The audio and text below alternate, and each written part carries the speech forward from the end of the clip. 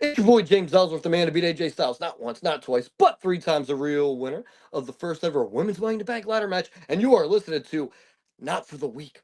Duh. Sexy sounds and top music. With Bro Loach. Live in the building. Yo, DJ! That's how we do it. You're in the mix. You're in the mix with Not for the Weak Pod. Welcome to commercial-free radio. It's not radio, dumbass. Ladies and gentlemen, let's make some noise.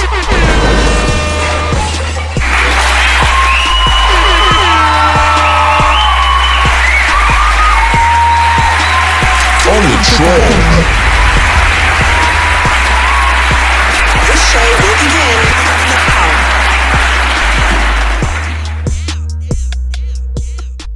Bro, I respect your grind. I don't know, because my lighting is bad. I don't know if you remember. It was the big event last year when Rhea Ripley was there and Dennis Rodman. Yeah. And I was sitting on the side being a fat back because I was just tired of standing around. And then you came up and you wanted to see Dennis Rodman. And I was there and you was like, where the fuck is Dennis Rodman? Did he leave? And I'm like, yeah, he just left. He was like a dickhead. You was like, oh, we just stood chopping it up for like 5-10 minutes and shit. So yeah, man, you was super cool back then. Yeah, I was saw actually Dennis Rodman at WrestleCade, and yeah, he wasn't pleasant. So I mean, he was a dickhead, man. I actually seen you a couple times, but yeah, that was the one time that we actually sat and just like we just talked. You was super, yo, dude, showed me mad love, bro. But like, I just appreciate you sitting there with me right now, bro. I want to congratulate you on everything that you do, bro. You're a brilliant mind. You know, you didn't let the machine run over you.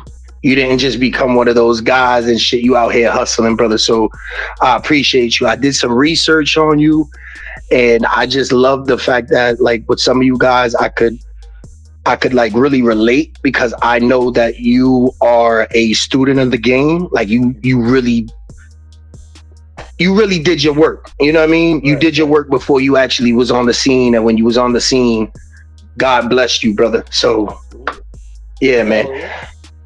I don't want to really make this an interview. We want, like, here on like Not for the Week, we like to like make shit like real natural and stuff like that. I don't really want to jump into the wrestling shit. I know you out there in Baltimore.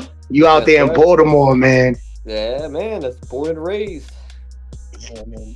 What's up, bro? What's up with them? What's up with them Ravens, man? They like to beat themselves worse than a guy that can't get some. You know, like they beat themselves bad every year. Like nobody really beats them. They just beat themselves. It happens every year. It's crazy. It's so nuts. How'd you feel about this year, though, man? I feel like they were the better team on the field, and I just feel like when you turn the ball over 3 times and you only lose by 2, you got to look yourself in the mirror. I think they were the best. In the NFC, I think the Eagles were the best team, and the Eagles are in the Super Bowl, and they should be. I think they were absolutely the best team in the NFC, and I thought the Ravens were the best team in the AFC, and they just can't in the playoffs. They can't get out of their own way. I think the Eagles are going to take it for sure. I don't think they're going to have a problem with the Chiefs. I know that, the Chiefs get the calls and all this and that, but I don't think that's going to affect the Eagles. I think the Eagles are going to beat them pretty significantly. So, yeah, I mean, you're really not facing Patrick Mahomes in Kansas City, right? It's like you're facing the referees and Taylor Swift. Yeah, and I hate to be like one of the people that think that. But, I mean, in reality, when I'm watching the game against the Bills and I see Josh Allen pick up that first down on 4th down, and I see that, and the replay shows he got the first down, and the referee in the booth, the one that they have in the booth that always does analysis, he said, oh, yeah, he picked it up. And then, they go and they look at it and everything, and they say, oh, no, he didn't pick it up. I'm like, wait, no, he definitely picked it up. Like, it's right plain black and white. And I'm like, wow, yeah, they want Taylor Swift at the Super Bowl. That's what the people, she's a ratings grab, and, of course they want that. And Mahomes is great, and Kelsey's great, and they have a awesome Pacheco. The running back's really good. They got Juju Smith. They got Hollywood Brown. They got some good players on offense. They don't need the help, but I feel like without the help, they wouldn't have won that game. And they wouldn't be in the Super Bowl though. So Exactly. it sucks. It does. Exactly. So like that's my thing, like, right? Because I've been watching, like, because like we do sports talk on here. Like we do a little bit of wrestling, we do a little bit of sports talk and rumors and gossip what's going on and shit, Diddy, all of that. Like we cover it all. But like we've been really going hard on the on the postseason, on the playoffs, and I've been watching all of these plays and with Mahomes and the Texans and how like they don't care anymore. They don't care what it looks like to the viewers. Like they it doesn't. They're playing with our intelligence. It's not even that. They're doing it in plain sight. Common sense. He got the first down. Common sense shows you that he picked it up. Yeah. And, So my thing is, I've been a wrestling fan my whole life, and my whole life has been like, why are you watching that? It's not a sport. It's fake. oh, it's fun. Now, I feel like if you're watching football, it's not really a sport anymore. The shit is fake. I don't want to hear it no more. I don't think it's fake. I think the guys are trying, but like it's not fake in the sense of It's predetermined. yeah, they're trying to win.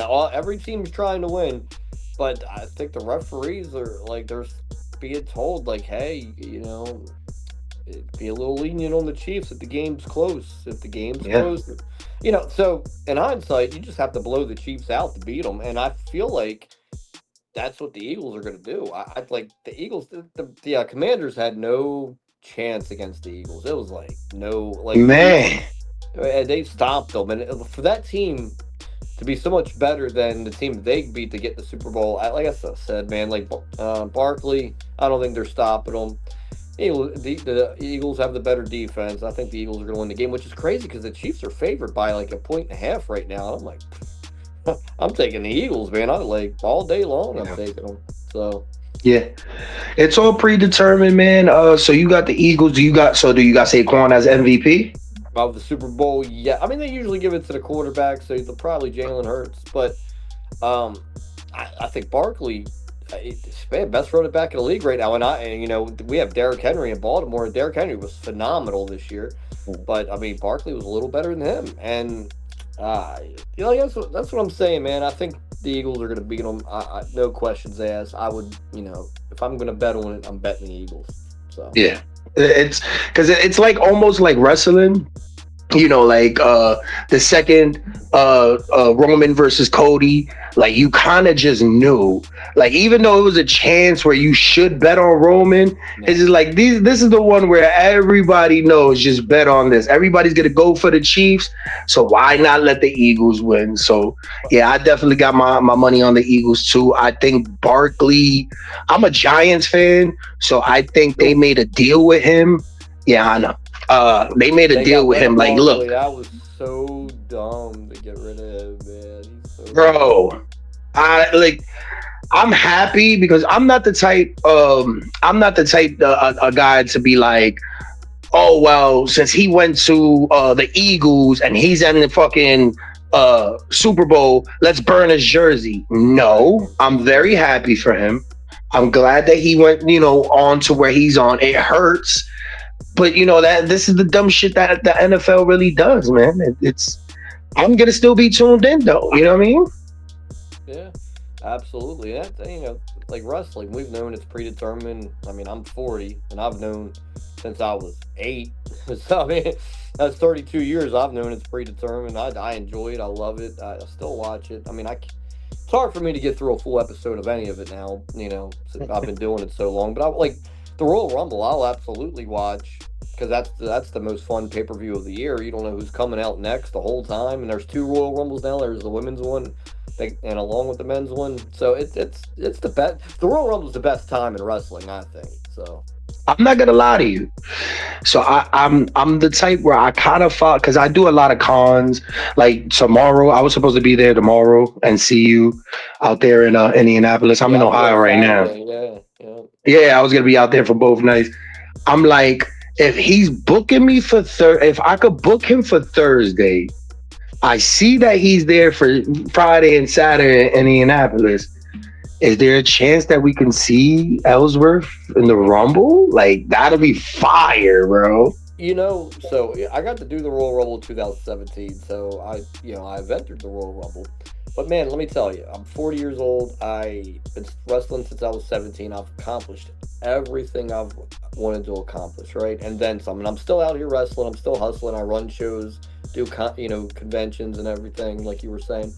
But the icing on the cake of my wrestling career, the cherry on top, what absolutely at some point, if it was this year or next year or the year after, would be to be a surprise in the Royal Rumble.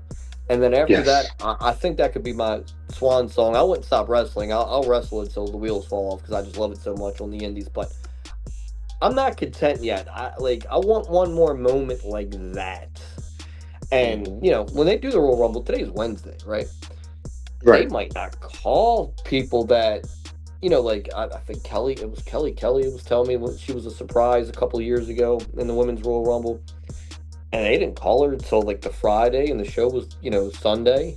So you just You're in don't. town, man. I know you stay ready too. You I old school, so I always bring my gear. I'll I have my know gear you with do. me. I'll have my gear with me. If they could call me Saturday while I'm at WrestleCon, and I'll have my gear with me, and I'll head right over to the stadium and sneak in, or however they do it, because I've done surprise appearances where they sneak you in, so I know the routine. And Yeah. I would love to, man. Of course, and anybody that's in this industry that says they wouldn't, you got to think of it this way. When I was in the Royal Rumble in 2017, the Women's Royal Rumble didn't come out yet. So I was thinking to myself, man, only 30 wrestlers a year get to enter the Royal Rumble. Now, think about how many wrestlers there are all over the world, and only 30 a year get to enter the Royal Rumble. And I got to be one of those 30 that year. So if I ever got another opportunity to do it, my God, that would mean so much to me because I know Yeah. how hard it is to get that spot. Oh yeah. And, so it's my favorite pay per view. When I did it, it was in San Antonio. I think it was like 54,000 people at the Alamo Dome. And I got a huge reaction when I came out. Is like one of my favorite moments ever. It's my favorite pay per view. I think every wrestling fan, even like wrestling fans, casual wrestling fans or old wrestling fans, like people that haven't watched WWE in like 10 years, if you say, hey, come over to my house and let's like watch the Royal Rumble, like, oh, I'll watch the Royal Rumble. That's fun. Like people coming out every minute or two. You don't know who's next. Like it's the most fun in the industry. Mhm. Is this pay per view? I believe. It's always been one of my favorites, and it's just like I can see it. Like people don't understand. Like you've done a lot. Like for a person to like compare you to like a Seth Rollins or something, they're gonna be like, no way. But dude, it's so jam packed. But like for the Royal Rumble, I envision you with the biggest fucking pop random ass number fucking 19, the biggest pop for James Ellsworth, man. And yeah, bro, or like even have Carmella come back and you help her in the women's Royal Rumble, bro. Like there's so much to do with you, bro. But either way, man, I would love to see you back in WWE, just anywhere, bro. If I see you in the next con, I'm definitely gonna run into you, bro. Like you always show love and everything.